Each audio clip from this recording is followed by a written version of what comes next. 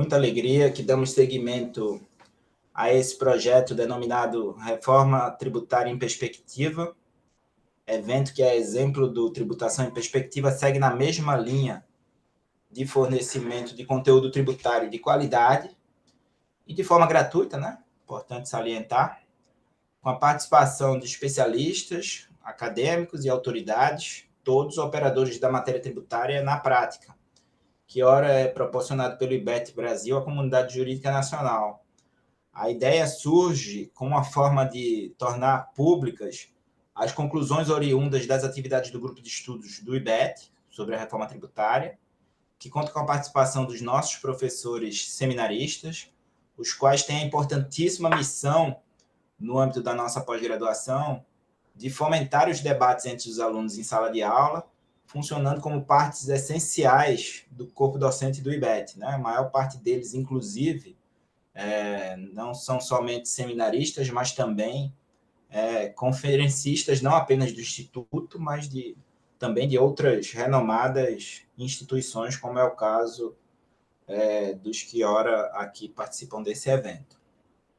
Nesse quarto episódio, a ideia passa por abordarmos a temática do split payment, na visão da nossa professora convidada de hoje, professora Silvia Piva, a quem agradecemos por ter aceito o nosso convite. Trocamos a data do evento para que ela pudesse estar presente, né? Um tema tão diretamente relacionado à tecnologia, ninguém mais apropriado para tratar do tema do que a professora Silvia.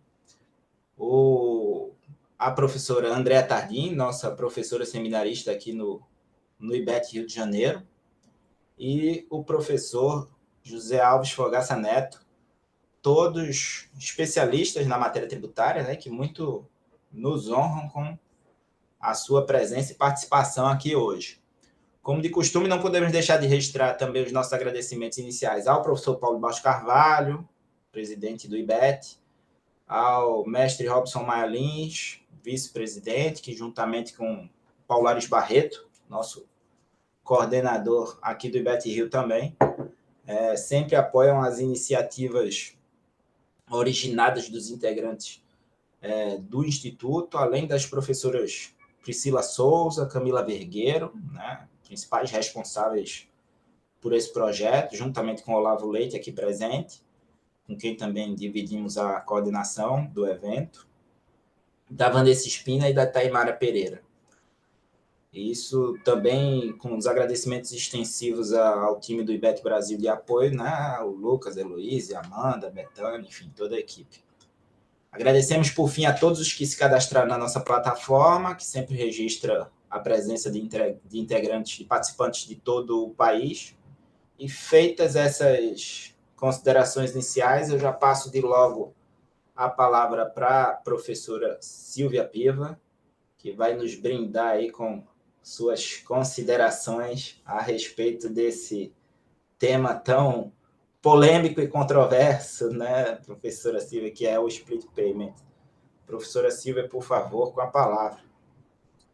Muito boa noite a todas e todos. Obrigada, professor Paulo Souto, professor Andréia, professor Olavo, professor Neto, enfim, a todo o IBET, pelo convite, pela alteração de data, por prestigiar a minha presença aqui. Eu fiquei muito feliz e a responsabilidade é grande, primeiro por todo esse convite, essa honra, e segundo pelo tema.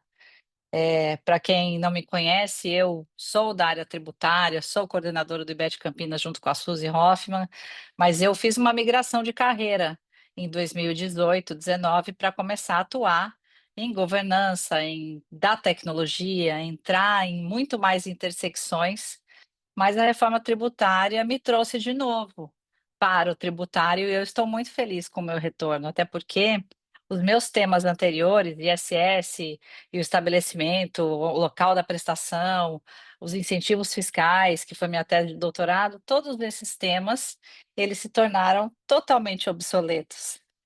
Eu falo que agora os meus livros eles servem para peso de porta, e eu não tenho problema nenhum em deixá-los ali, porque é uma forma de praticar o desapego. Então, eu também pratico alguns desapegos no ramo do conhecimento, não porque a gente só tem que se interessar pelo novo e porque o velho fica velho, não é isso, muito pelo contrário. A gente aqui com a base jurídica, teórica, constitucional, filosófica, a gente consegue construir muitos institutos que vão se fortalecer, especialmente se tratando de reforma tributária, mas nos dá oportunidade também de conhecer coisas novas, dentre elas o split payment, que foi o que me interessou, né, e me trouxe, vamos dizer, de novo para esse contato da reforma tributária. Eu gosto de dizer que a reforma tributária, o momento que a gente está vivendo, é também uma reforma tecnológica da arrecadação, né? É uma outra forma de pensar a arrecadação de tributos dentro de uma dinâmica que tem como centro a tecnologia, a plataforma que está sendo elaborada pela Serpro e que vai ser a interface de toda essa relação jurídico-tributária que nós vamos ter com relação ao IVA dual. E eu gosto de trazer uma semente também que acaba passando de uma forma invisível, que nós precisamos nos acostumar com os fenômenos retratados digitalmente, os fenômenos digitais. Por quê? Porque eles vão criar novos fatos para o direito.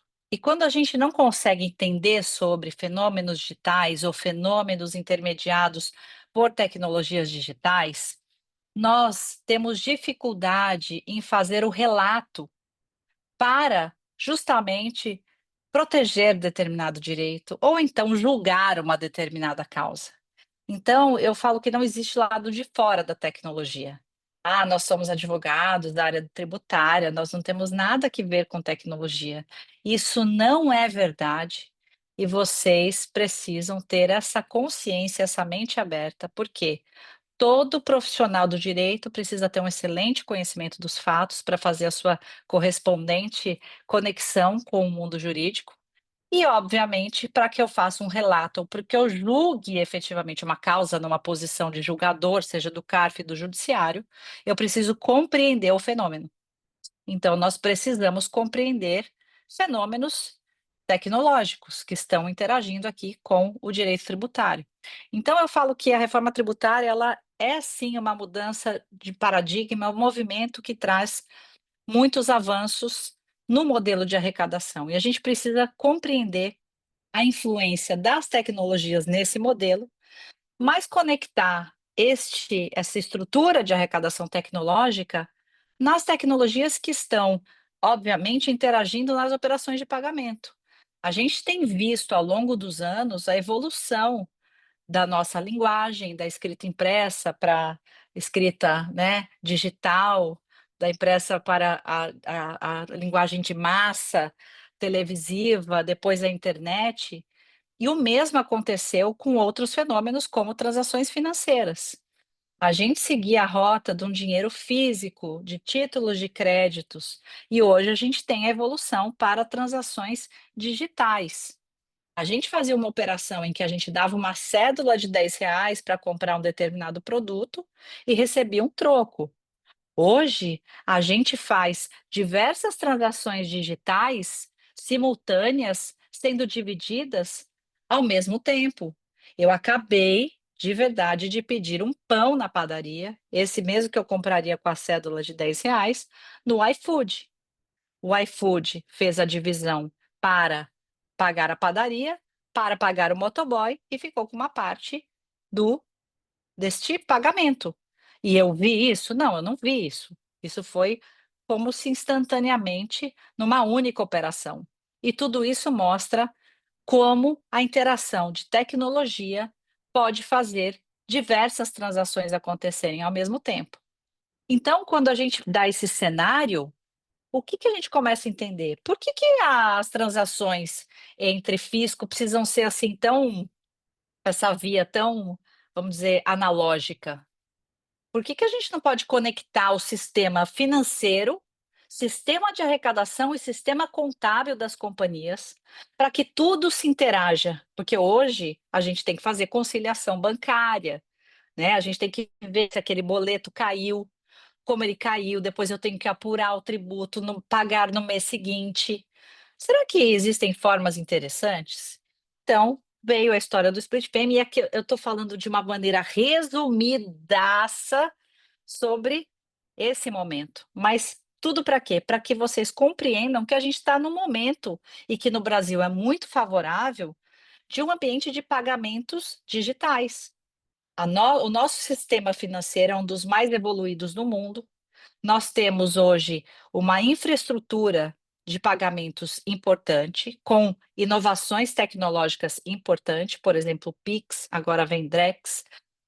Então, para mim, hoje, Silvia, faz todo sentido a gente trazer tecnologia na arrecadação tributária. Obviamente que essa tecnologia ela tem que garantir a preservação dos nossos direitos e proteção para uma relação equilibrada entre fisco e contribuinte. Então, eu convido vocês agora para a gente se aproximar do split payment, e eu coloco aqui pelo direito de entender o split payment, por quê?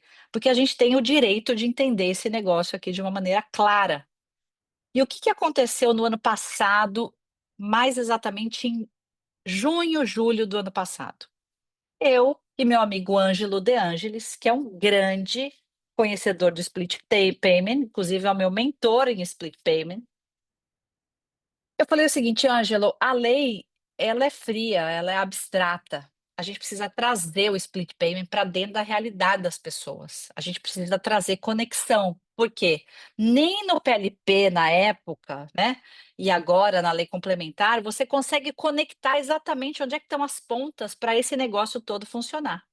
Então eu trago aqui para vocês definições gerais que vêm antes do split payment, no seguinte sentido: não adianta a gente split payment se a gente não tiver o entendimento de que agora CBS e IBS fazem parte de uma administração conjunta. Comitê Gestor e Receita Federal passam a se utilizar de uma plataforma unificada.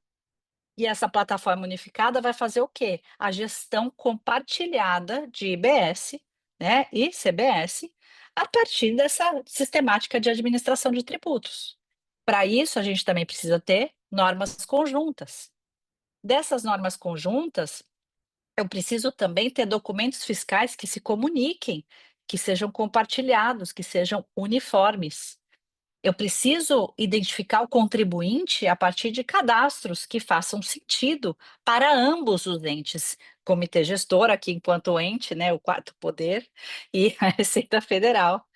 A administração compartilhada, né, e obviamente que nós vamos ter cadastros unificados para CPF, pessoas físicas, CNPJs, pessoas jurídicas e CIB, né, Cadastro Imobiliário Brasileiro, para identificar o contribuinte. Nós vamos ter informações cadastrais compartilhadas de forma tempestiva, porque senão não vai dar certo a declaração pré-assistida, né, a apuração pré-assistida, ó, eu confundindo, não é declaração pré-preenchida, tá, é apuração pré-assistida. Simplificação e transparência, ou seja, um cadastro único para dar um processo, para aumentar a transparência. Não vai ter cadastro estadual, cadastro municipal, é CPF, CNPJ, CIB. E uma coisa muito importante, que senão nada disso funciona, uma chave de vinculação, onde as formas de pagamento sejam integradas a comitê gestor e a documentos fiscais e a contabilidade do contribuinte. Por que isso, gente? Por que falar disso? Porque tudo isso está disperso nesse calhamaço aqui, ó, tá? Que é a Bíblia, que fica aqui impressa, eu gosto de documento impresso para ler legislação, de uma forma totalmente esparsa. Então a gente precisa disso para entender o split payment. Precisa fazer sentido, as coisas precisam estar organizadas, precisa ter a transparência, precisa ter o vínculo. E mudanças de paradigmas importantes. E aqui eu falo a arte de praticar o desapego. E aqui, gente, cá para nós, muitos colegas meus ficam bastante bravos comigo. Por quê? Porque eu aceitei que o direito ao crédito ocorre com o pagamento do tributo. Essa é uma mudança de paradigma. Crédito com lastro em pagamento. Silvia, por que você aceitou tão fácil assim? Porque essa praticamente é uma premissa para esse sistema todo funcionar. Se eu tiver a base do tributo destacado nas nossas dinâmicas anteriores, eu vejo muito mais perspectivas de insucesso do que de sucesso. Então, eu acredito que para um sistema ser mais transparente, assumir esse paradigma que agora o direito ao crédito ocorre com o pagamento é algo fundamental. E o pagamento do tributo, por sua vez, conforme a Lei Complementar 214, ele pode acontecer de diversas formas: pela compensação, pelo recolhimento do saldo devedor, né, apuração, recolhimento na liquidação financeira, split payment, nova modalidade, recolhimento pelo adquirente de forma antecipada e recolhimento por responsabilidade. Então, o split payment, ele chega aqui para ser considerado como uma forma de pagamento do tributo. Uma das. E o mais interessante é que ele é meio esquisitão, porque ele vai interagindo, especialmente com outras formas de pagamento. E a gente vai ver isso, que isso faz parte da minha perturbação de hoje, porque eu falei para os meus colegas, Paulo, André, Olavo, todo mundo, que hoje eu estava num dia de perturbação mental com o split, porque o split é um tema que quanto mais você vai pensando sobre ele, se você não aterrissar, você começa a se confundir. E esse é o objetivo aqui, e por isso que logo mais a gente vai entrar nos exemplos. Então, de todas as formas de pagamento, o split é mais uma delas. E agora, vamos pensar no mundo lindo, perfeito, modelo, standard, onde tudo acontece de uma maneira bem certinha, para a gente entender o que que é o split payment. Imagine só, então, um fornecedor XYZ e um adquirente ABC. Esse fornecedor ele está lá em São Paulo e ele faz uma venda de produtos no valor de R$ 10.000. Ele faz essa transação comercial, emite a nota fiscal. Ao emitir a nota, ele inclui a chave que vincula a nota fiscal ao pagamento eletrônico, no caso, boleto, Pix, cartão de crédito, TED, transferência, né? Não tem mais transferência. Então, você tem a discriminação do valor do produto nessa nota fiscal, do IBS-CBS cálculo por fora e o total da nota. No momento do pagamento, o adquirente tem ali a possibilidade de pagar com um dos meios de pagamento, cartão, TED, Pix ou boleto, tá? Este adquirente, então, vai pagar o valor desta mercadoria e, neste momento, dentro do modelo estándar previsto pela legislação, e aqui nós podemos usar as categorias faladas, que são split super inteligente, split inteligente, split. Aqui o split standard é aquele que a gente quer, porque esse é o modelo perfeito. O banco efetua a consulta automática, ou seja, ninguém liga, tá? Não tem ninguém do banco ligando, é consulta automática para a plataforma do Comitê Gestor e Receita Federal. E se os tributos forem pagos ou se houver saldo credor, o banco vai creditar integralmente o total dessa nota, R$ 12.500, na conta do fornecedor XYZ. Mas se os tributos não forem pagos ou não houver saldo credor, acontece o split payment, que é justamente a divisão automática e invisível que a gente já vê nas nossas plataformas do dia a dia, para pagar 10.000 para o fornecedor, 1.500 para o comitê gestor e 1.000 para o Tesouro Nacional. Então, esse é o modelo bonitinho, fofinho, standard, como se toda empresa fosse bem redondinha assim e se as coisas acontecessem perfeitinhas assim. Mas esse modelo serve para quê? Para a gente entender que nós vamos ter dinâmicas acontecendo ao mesmo tempo, nós vamos ter apuração, compensação, e obviamente por isso que eu coloco aqui se os tributos foram pagos ou se houver saldo credor, não haverá split payment. Por quê? Porque o split payment, a partir da consulta automática, verifica a necessidade da divisão ser realizada. Mas externalidades acontecem ou situações, tais quais não termos um sistema tão perfeito assim. E aí, se a gente não tiver um sistema tão perfeito assim, que consiga fazer essa consulta automática, o que diz a lei? Que o split vai acontecer, a divisão vai acontecer. Mas o que vai acontecer 3 dias depois? A devolução do valor, caso o tributo já tenha sido pago ou caso você tenha saldo credor. 3 dias úteis. Por quê 3 dias úteis? Para processamento dos pagamentos, para verificar se tudo está correndo bem. Então, 3 dias seria um tempo mínimo, mas dizem que pode acontecer até em menos tempo. A ver, mas por isso que eu falo que a gente tem que trabalhar com o modelo standard. Banco faz a consulta automática e já verifica. Não verificou pagamento ou saldo credor, faz o split.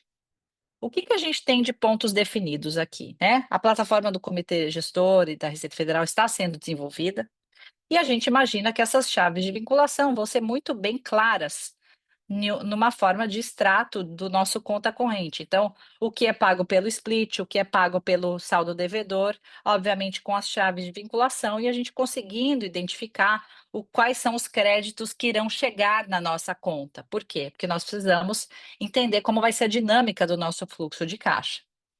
Afinal, afeta ou não afeta o fluxo de caixa, o split payment?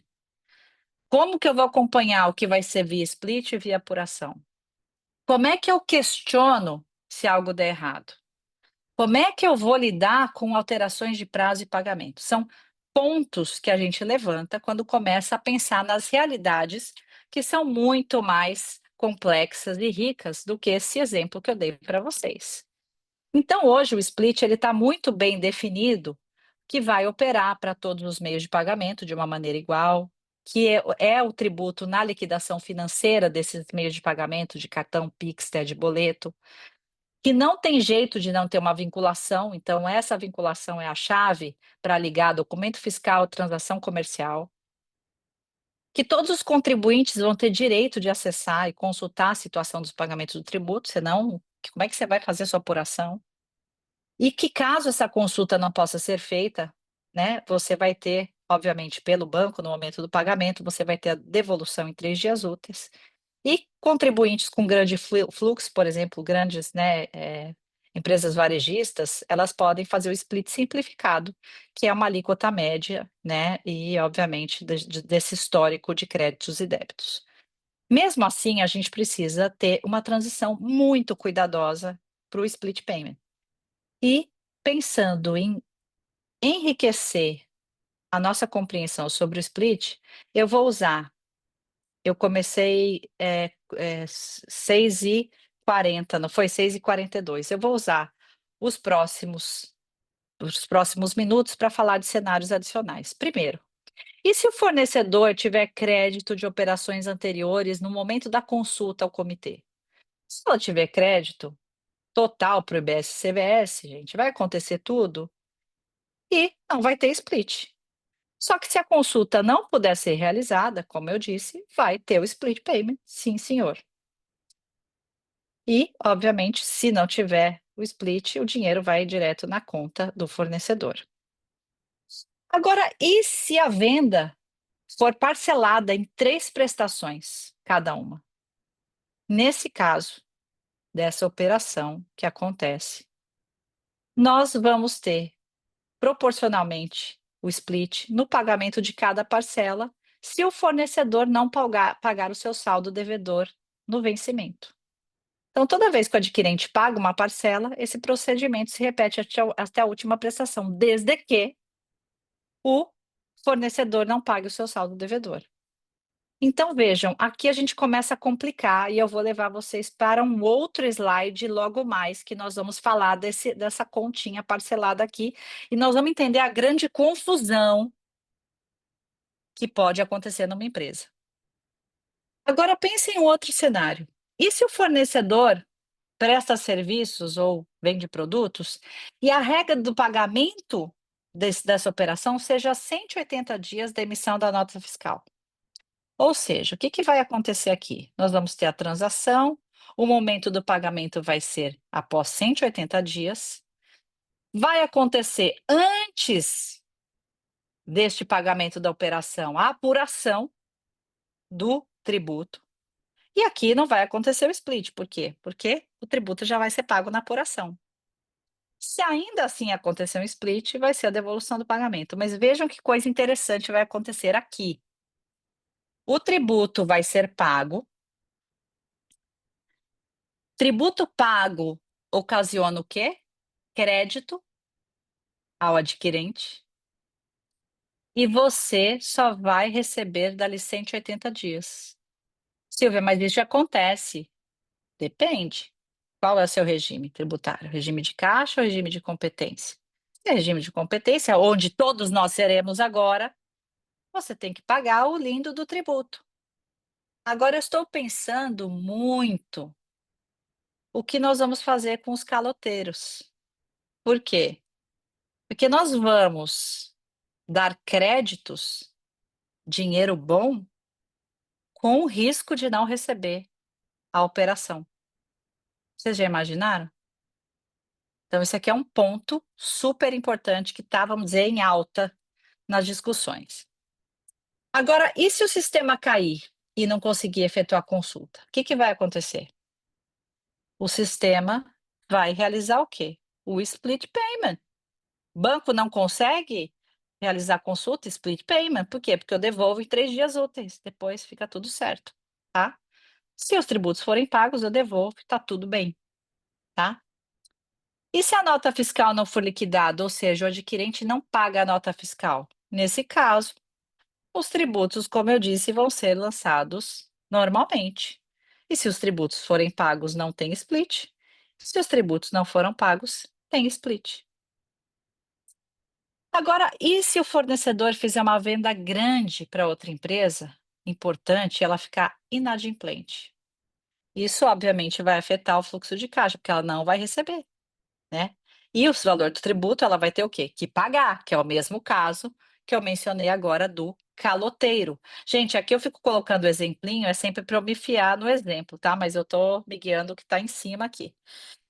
Então, ou seja, com crédito vinculado a pagamento, eu dou crédito bom e não tenho necessariamente a garantia de que vou receber. E se os tributos forem calculados de forma errada? Aqui não tem nada a ver com o exemplo, né? Mas pensem, a gente vai ter a apuração pré-assistida. Então, todas as operações que aconteceram no período, dado que nós teremos uma plataforma, é para ter todas as ordens cronológicas de operação ali. Agora, já pensou se eu informo um CEP errado, se eu altero? Porque eu tenho a possibilidade de alterar. O que que vai acontecer eu colocar um CEP errado? Eu vou mandar para o professor Paulo no Rio de Janeiro, mas eu acabo mandando para uma outra pessoa em Minas. Mudei a alíquota, recolhi errado o valor do tributo, vou ter consequências, tá? Aqui o exemplo que eu acabei de falar com vocês. Agora, deixa aqui, se a venda for cancelada, é como é feito hoje, né? Você vai fazer uma nota de devolução e o programa do comitê gestor vai receber e vai informar o banco para estornar eventualmente o split payment.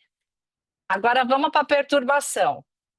Chegou o momento, gente. Agora eu vou testar aqui para vocês o slide que eu fiz hoje para contar uma historinha, porque o que eu percebo de coisas que giram ao redor do split. Às vezes o problema não é nem o split, é a gente reconhecer que o crédito decorre do pagamento, a gente assumir isso, tá? E o segundo ponto de problemas do split é a gente entender que existe uma dinâmica temporal entre split e apuração, que muitas vezes está acontecendo simultaneamente. Então vamos lá. Eu fiz uma simulação, vou ler com vocês, e se vocês não entenderem nada, eu peço desculpas, não tem problema, porque é o meu teste aqui hoje, tá? Mas eu espero muito que vocês entendam, porque eu me dediquei aqui. Então, em janeiro, a empresa Alfa, ela realiza diversas operações de compra e venda. Ela compra TVs para revender, tá bom? Em janeiro, em 24, a empresa Alfa, ela compra uma TV em 3 parcelas, tá? E no mesmo dia que ela compra, ela revendeu à vista, no boleto, para pagamento para a empresa Beta. Então, a empresa Alfa, ela vai pagar a primeira parcela do boleto dela, que ela pagou em 3 vezes, em 12 de fevereiro, mas ela vai receber de Beta em 11 de fevereiro. Tá? Ainda em janeiro, o mês começa a terminar e a empresa Alfa ela começa a se preparar para a sua apuração, ou seja, ela não tem nada de boleto para pagar no mês, ela já começa a fazer sua apuração, só que para isso ela tem que verificar Todas as operações de compra e venda realizadas no período. Para quê? Para ela recolher os tributos na apuração, certo? Todo mundo tem que fazer apuração. Então, ela no dia 30, a Alfa faz a consulta na plataforma do Comitê Gestor e da Receita Federal e verifica, felizmente, que ela tem créditos. Tem diversos créditos caindo e acumulou um saldo credor. Beta também está fazendo a sua apuração e fazendo as suas verificações. Em janeiro, então, a empresa Alfa vai lá na aba do sistema, apuração pré-assistida, e verifica que tem os créditos. Portanto, o valor de apuração dos tributos já está com a subtração desses créditos. Ou seja, ela já tem um valor menor a pagar. Na verdade, eu coloquei que ela tem saldo credor, mas assim, ela tem ali um valor a pagar e já está tudo subtraído. E o mesmo está acontecendo com Beta. Começa o mês de fevereiro para ambas as empresas, Alfa e Beta, e ambas pagam o recolhimento dos seus saldos devedores no dia 10 de fevereiro, como de costume. Porque nós temos um calendário de apuração, geralmente ele é no dia 10, talvez ele se mantenha o dia 10, mas todo mundo tem um calendário para pagar os tributos, certo?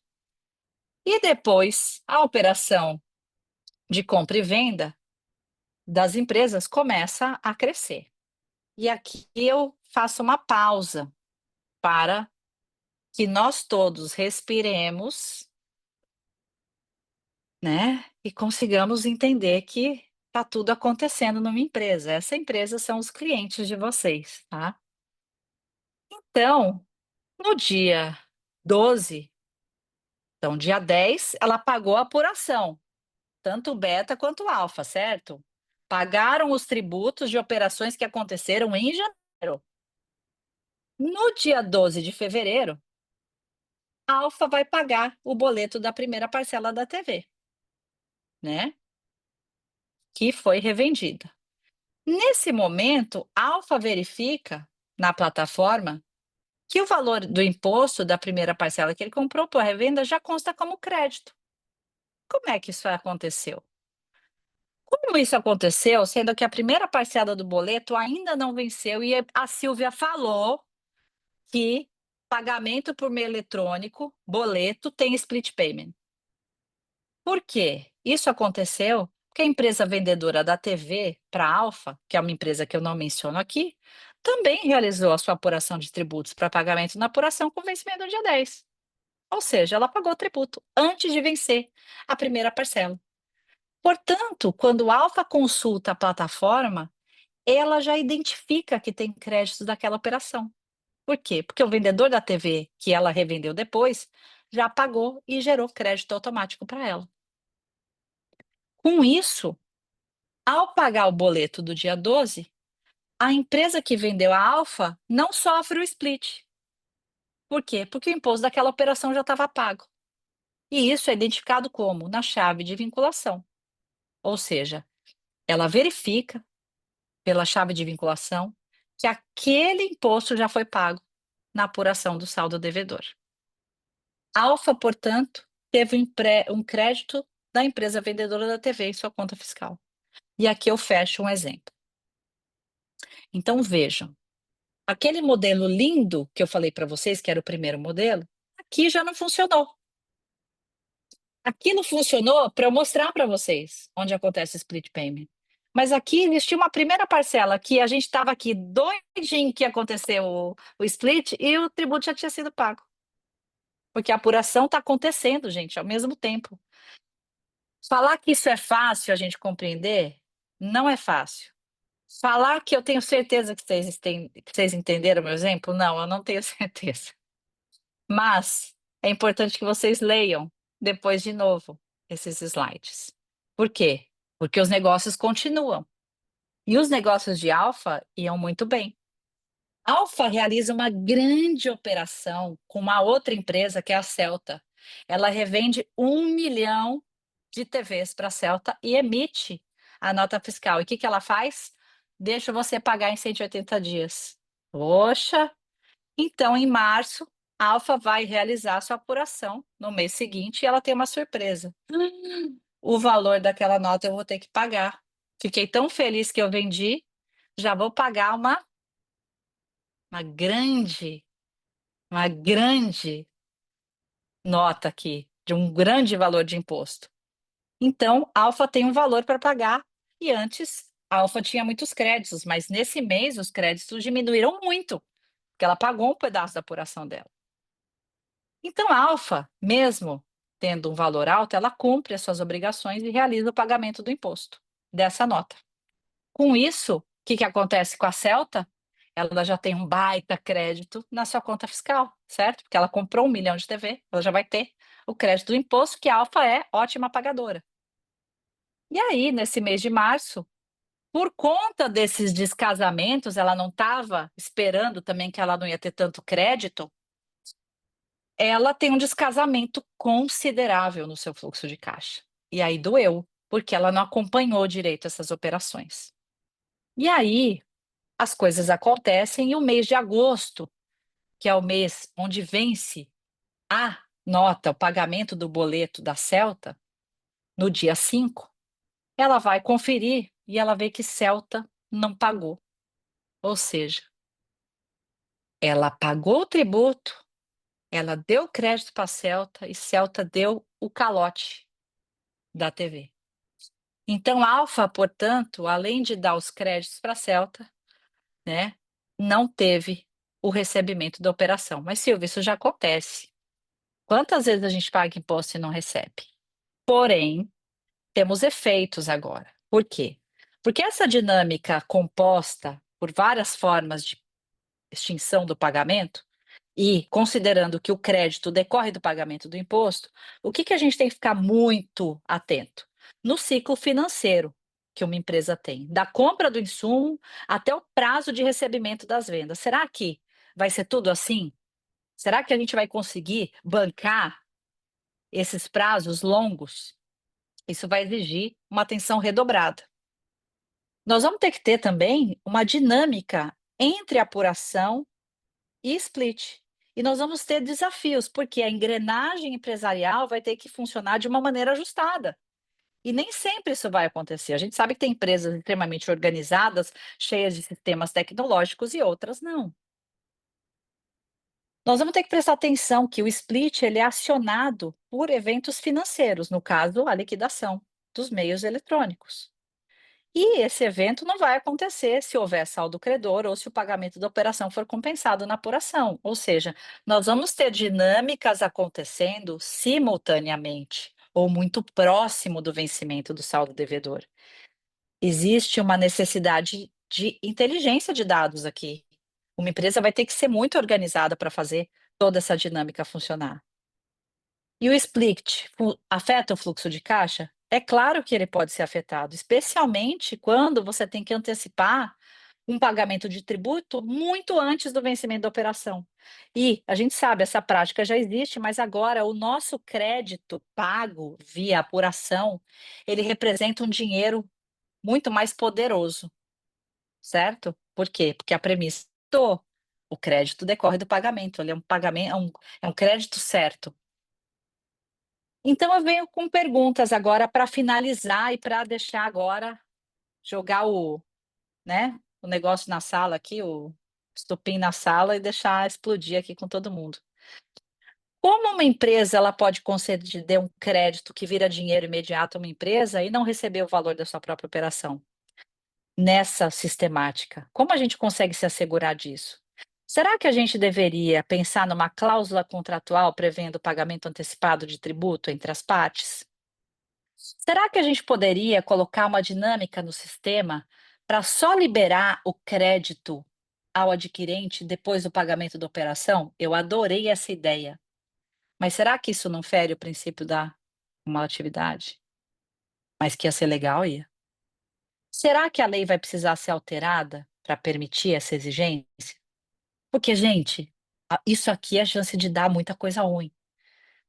E como uma empresa pode acompanhar um crédito de uma venda que se transformou em saldo devedor do comprador, quando este não paga e a cobrança vai seguir por uma via administrativa e judicial? Regulamentação vai ter que dar uma resposta para isso, tá? Então, esses são os meus pontos para refletir com vocês, e aqui eu vou encerrar, porque aqui eu teria muitas coisas para falar, split payment, dos erros, da necessidade da gente ter um novo contencioso com o erro do split, o meu lindo devido processo tecnológico, mas nós não vamos falar nada disso, nós vamos para a reflexão final, que a cobrança eletrônica, ela vai ser parte desse sistema. Como disse o Raul numa frase, é o coração do IVA dual. Mas como é que o uso das tecnologias no sistema tributário, ela pode revolucionar tanto a arrecadação quanto a devolução dos créditos, mas de uma forma que modernize, simplifique e se alinhe à economia, fortalecendo transparência, mas também não trazendo externalidades para os nossos contribuintes. Então, com isso, meus amigos, eu finalizo, espero ter cumprido o prazo, porque ainda faltam 25 minutos, para a gente fazer um debate aqui sobre split payment e fico à disposição de vocês. Muito, muito obrigada. Muitíssimo obrigado, professora Silvia. Como de se esperar da sua pessoa em matéria de tributação e tecnologia, excelente, né? Acho que várias pulgas atrás da orelha aqui a gente fica, né? E realmente eu acho que a riqueza da vida é muito maior do que a capacidade do legislador de prever a regulação de todas as situações de maneira acachapante, né? Mas eu tenho que pedir desculpas também, porque eu não apresentei aí as credenciais da professora Silvia, como todos puderam perceber aqui, domina realmente o tema. Ela é CEO e sócia da GHBP, sócia não só da nossa queridíssima professora Suzy Hoffmann, como também do amigão Maurício, meu conterrâneo de mestrado. Com certeza. Como se você precisasse ficar fazendo essas cerimônias toda, né, Paulinho? Aqui já Mestre pela PUC, fundadora, founder da NAUDD, esse francês founder. aqui que ficou pesquisadora do IEA USP sobre governança de agentes de inteligência artificial, GPGAIA.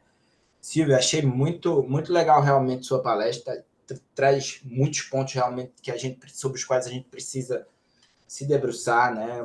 A gente tem de um lado, é curioso porque me preparando aqui para, eu não quero falar muito porque eu quero deixar realmente que o André e o Fogaça possam trazer suas considerações na sequência, mas é curioso porque me preparando aqui para o evento para ver se trazia algum comentário que pudesse parecer inteligente aí para o público, né? É engraçado que a gente acha uma ex-aluna até da pós-graduação do IBET, procuradora do Distrito Federal, dizendo, olha, desde 2017 eu fui para o exterior, estudo split payment e é realmente o split payment nacional é realmente um modelo, inclusive mais avançado do que o que é utilizado no nível europeu. E do outro lado a gente tem diversos artigos em crítica, né? Brigadão batendo muito forte, como sempre, brigando. A Renata Cubas, do Pinheiro Neto, do Matos Filho, agora me esqueci qual é o escritório dela, mas também analisa de maneira muito aprofundada sobre o viés das preocupações do contribuinte, não só com relação ao fluxo de caixa, né? Que eu acho que é o primeiro e principal ponto, e você trouxe aí vários exemplos que mostram algumas repercussões no fluxo de caixa, mas também a questão do acúmulo de crédito, né? Realmente a gente vai ter aí um cenário que me parece, como sempre, deva reinar a casuística, né? E aí, graças a Deus, vem muito trabalho para a gente, não só para as auditorias, porque vai ter que ser analisada a operação, na realidade, as várias operações de cada um dos clientes, né? De cada um dos contribuintes, para saber se a gente vai ter um cenário positivo ou negativo a depender da situação, né? Agora, o que eu imagino que deva acontecer com relação a algumas situações como inadimplência, por exemplo, é que se aproveite toda a jurisprudência vasta e consolidada que a gente tem já nos tribunais, né? Enfim, no final do dia tem que ter recebimento do preço, transição, para que a gente possa ter legitimação, inclusive, de crédito. Mas sem mais delongas, eu vou passar a palavra agora para o professor José. Obrigado, viu, professor Silvio? Não agradeci novamente. Imagina, eu que agradeço. Obrigado mesmo aí por ter destinado aí parte do seu tempo. Sei que você está com a agenda super cheia, inclusive com outros eventos sobre split payment, né? Acho que vai falar na PET, né? Salvo engano, É, eu vi amanhã amanhã. nós vamos jogar esse rojão lá também na PET. Precisamos testar bastante esse rojão, gente. É só testando que a gente consegue ter as ideias. Pois é, não, excelente, excelente, muito bom. Pessoal, passar a palavra de logo aqui ao José Alves Fogaça Neto, que está lá assessorando com muita competência, como costuma acontecer no IBET, né? O nosso amigo Rodrigo Dalla Fria, na pós-graduação lá em Sorocaba também. Ele é mestre em Direito Tributário pelo IBET, consultor tributário com ênfase em tributos indiretos, ICMS, IPI, PIS, COFINS e ISS.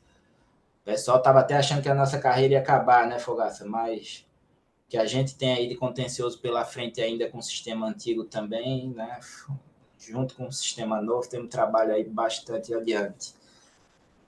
Seminarista no curso de especialização em Direito Tributário no IBET e instrutor de cursos livres da área fiscal.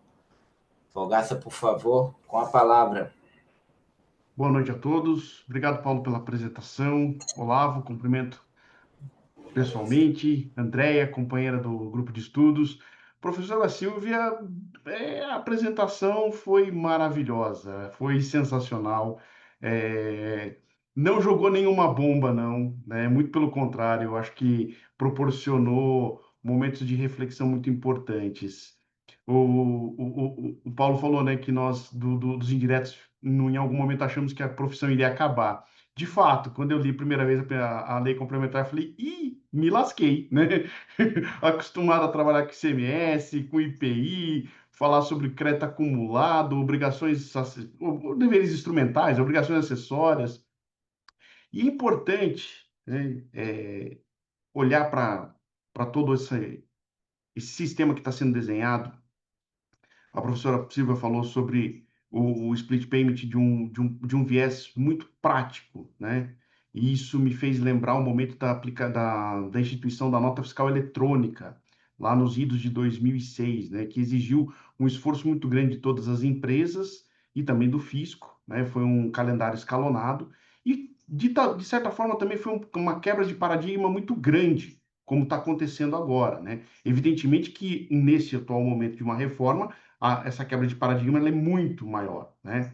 E confesso, professor, aqui eu anotei aqui em letras maiúsculas desapego ao pagamento, ao crédito, né? Porque como consultor da área fiscal, eu sou apegado ao ICMS destacado, ao IPI destacado, à nota para efeitos de crédito, né? E esse é um ponto muito importante, que a gente meditou sobre isso dentro do grupo de estudos, sobre vários aspectos, né? Primeiro, sobre o reflexo disso dentro do princípio da não cumulatividade.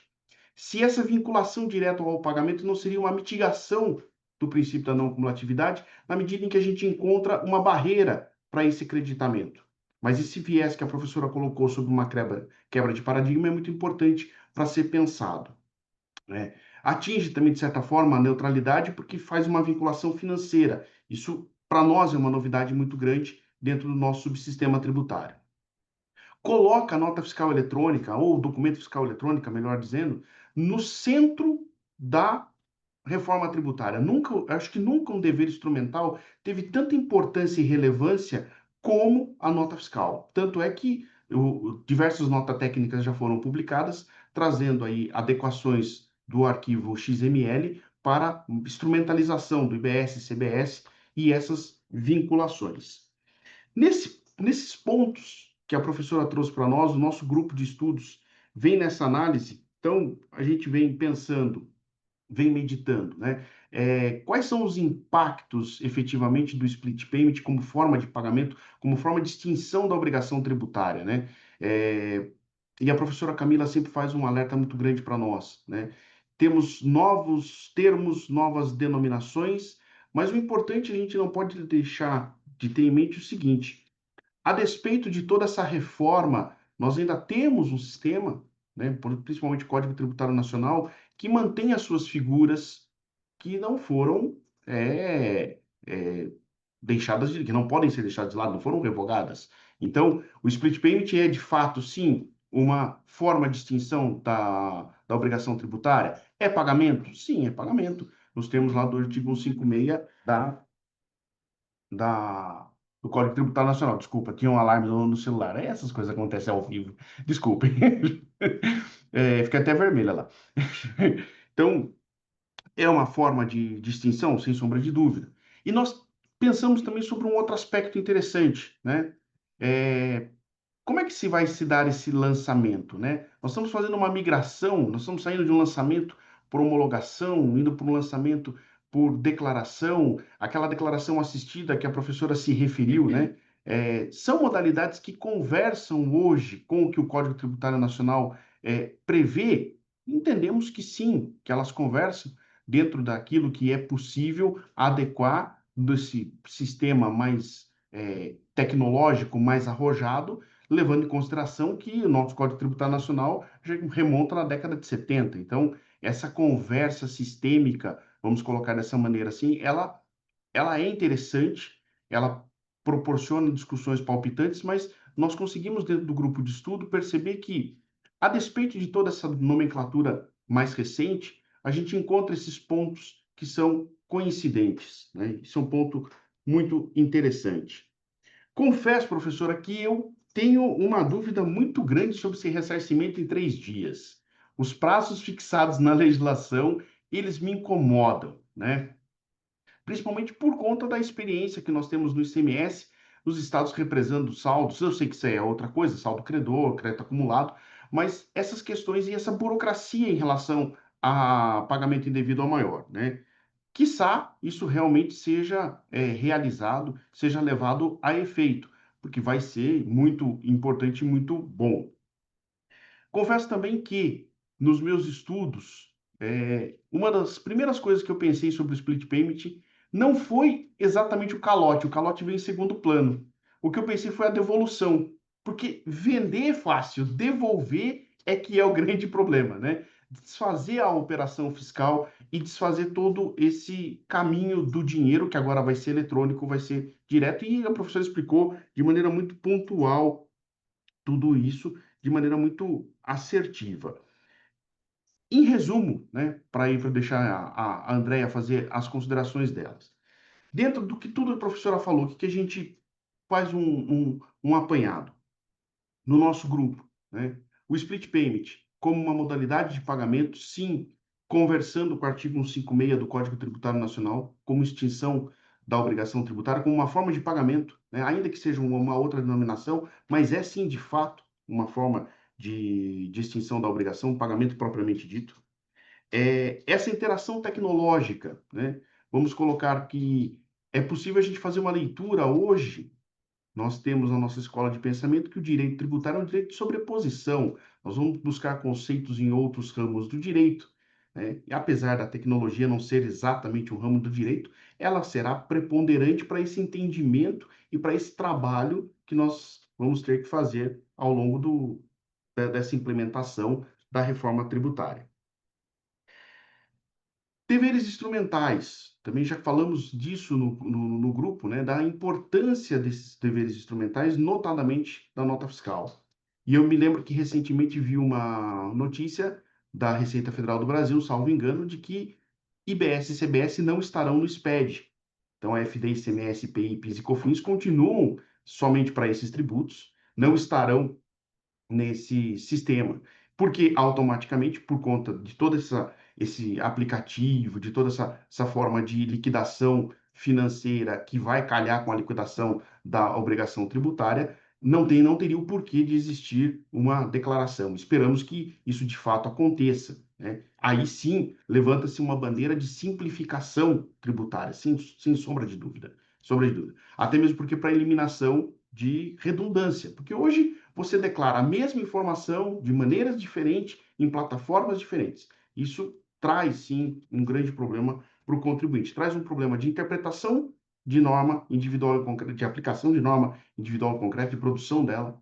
Isso enseja autuações que, por vezes, se revelam até mesmo como erro de fato, erro de direito por parte da fiscalização e calham com prejuízo para o contribuinte. Então, isso realmente é um complicador. Como a professora falou que ia jogar a bomba para uma discussão, eu me dou ao luxo, nós não tínhamos combinado isso, concordo, professora, de lhe fazer uma pergunta. Porque no nosso grupo de estudos, quando a gente olha para o split payment, quando a gente olha para a vinculação do crédito ao pagamento, e aí a professora vai falar, Neto, você não está desapegando, tá difícil, né? Não seria uma forma de mitigação do princípio da não cumulatividade, essa vinculação, considerando que a lei complementar, já mesmo a Constituição, a lei complementar, pregam uma base de crédito muito mais ampla do que a gente tem hoje para o ICMS, para o IPI, até mesmo para o PIS, para a COFINS. Isso é um fato, a base ela é mais ampla, mas inclusive a lei teve um cuidado, o legislador nesse caso teve, pode não ter sido com a melhor técnica, mas teve um cuidado de fato com a questão dos bens de uso pessoal que não geram crédito, entre outras situações.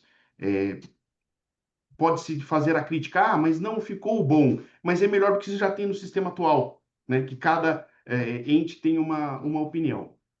Particularmente, eu fico com receio desse mecanismo de vinculação de crédito ao pagamento.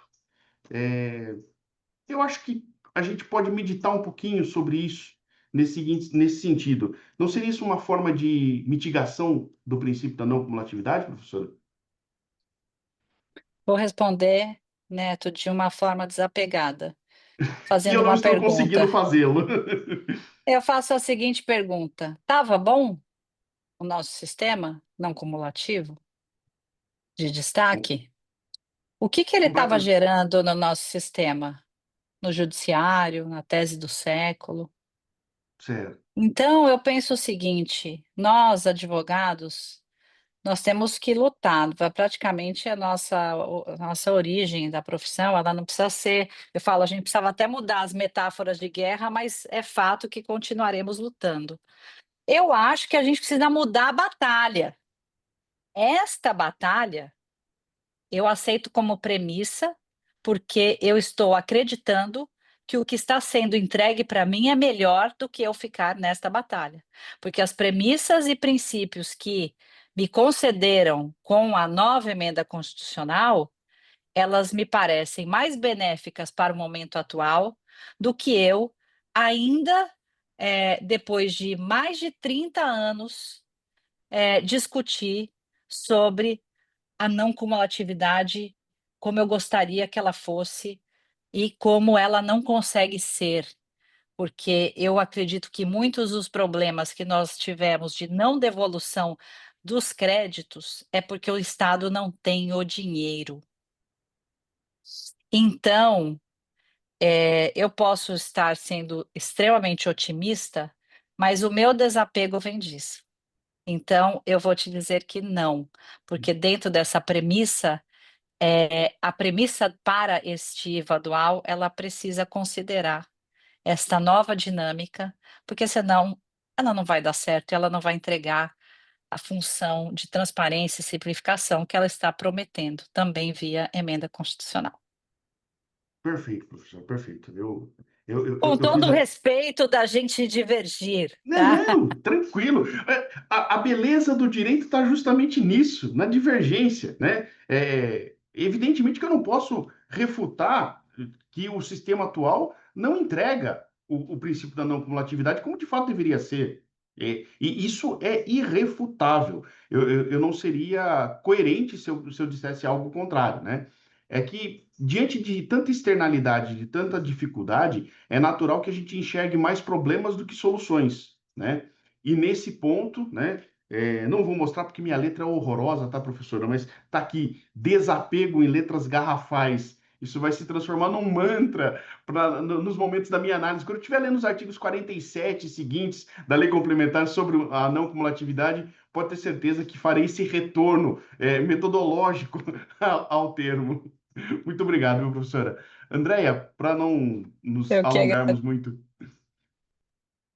Oi, boa noite a todos. Nossa, muito rica. Tá aqui meu fichário está cheio de anotações, coisas para pensar. Gente, amei. Muito obrigada sempre pela apresentação, pelos questionamentos do Neto. É, a gente vem discutindo muito no grupo de estudo e a gente diverge muito do outro, né? A ideia é realmente a gente discutir, debater e tentar entender até que ponto realmente eu tenho uma mudança de paradigma, até que ponto eu tenho alguma coisa nova. Poxa, eu criei uma categoria nova, existe alguma coisa nova? Então, por exemplo, quando eu falo de uma apuração assistida, o que que é essa apuração? O que que significa o termo assistido? Seria um auxiliado? Seria algo que, como eu vou ter o motor de regras hoje dentro do CERF da Receita Federal. Então, eu estou falando de um lançamento, já que aquilo ali é um processo administrativo, de um lançamento que foi efetivado pelo fisco, então já sai homologado. E assim, a gente vem debatendo muito nessas discussões, debatendo as discussões é horrível, né? Debatendo muito nesses encontros, né? A ideia é a seguinte: olha, eu não derrubei a casa, eu não derrubei o edifício. Na verdade, eu estou reformando, eu estou derrubando algumas paredes, eu estou uniformizando o piso, eu estou fazendo ajustes no sistema, mas o alicerce, a Constituição, o CTN, eles continuam existindo lá. E é importante, aí vem justamente a importância da parte doutrinária, a importância, né, desse estudo da doutrina, das categorias, para a gente conseguir entender o efeito, até anotei aqui, ó, compreender os fenômenos tecnológicos e a influência da tecnologia.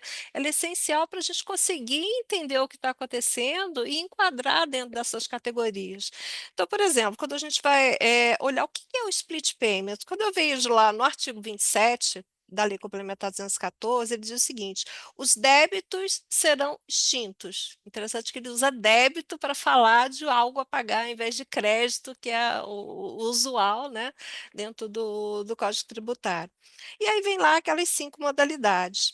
E o interessante é que ele usa a palavra pagamento pelo adquirente ou pagamento pelo contribuinte. E nos outros, na liquidação financeira via split payment, por exemplo, ele fala em recolhimento. Então, ele entende que recolhimento é algo diferente de pagamento, porque ele usou coisas diferentes. Por que que isso é importante? Porque isso afeta diretamente a questão da denúncia espontânea. Porque a denúncia espontânea lá do artigo 138 diz o seguinte: olha, o cumprimento da obrigação seguido do pagamento antes de qualquer procedimento fiscal, ele elide a multa. Então, somente se houver o pagamento pelo contribuinte, ou seja, no split payment, ele não se aplica, eu não posso fazer uma outra forma de pagamento quando houver, por exemplo, split payment. Quando for uma operação sujeita a um split payment, eu não tenho uma forma. Ah, eu tomei o crédito, lancei lá uma alíquota errada, então no split payment foi feito um pagamento a maior e depois eu vejo, não, a tributação não era aquela. Eu vou ter que estornar, pedir o estorno do crédito. E note que lá no artigo da apuração ele diz, olha, o estorno, o uso indevido de crédito é sujeito a multa. Então é como se ele tivesse inviabilizando a denúncia espontânea. Mas se eu entendo que split payment, como o próprio nome diz, payment, pagamento, se eu estou pagando antecipadamente uma operação, eu tenho uma operação que é sujeita a uma apuração posterior, a uma verificação se houve ou não pagamento de tributo antes de fazer o recolhimento via liquidação financeira. Então, se isso é um pagamento antecipado, não é um pagamento sujeito a homologação, logo sujeito a denúncia espontânea. Então, é muito importante, né, sempre a gente tentar analisar onde se enquadra aquela operação. É, Ainda em relação a essa extinção, é interessante que ele fala, olha, os débitos serão extintos e vem lá a relação.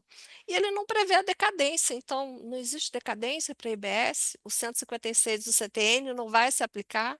A conversão do depósito em renda, olha, eu judicializei, fiz o depósito judicial, tá lá, bonitinho, perdi, vai haver a conversão do depósito em renda.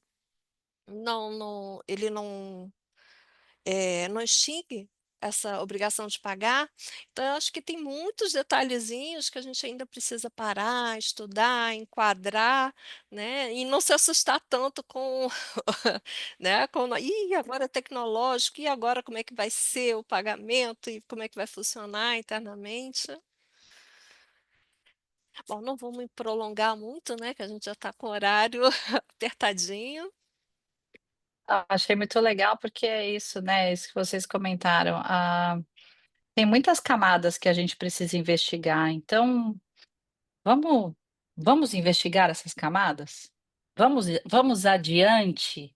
Essa é a minha mesmo quando eu falo de split payment, eu falava coisas do split e agora eu já estou falando outras, porque qual que é a minha missão, se eu estou estudando split payment? Evoluir para construir outras soluções, porque os problemas estão já diante de nós. Se você conseguir fazer uma simulação de cenários, a gente já vai ver um monte de coisa.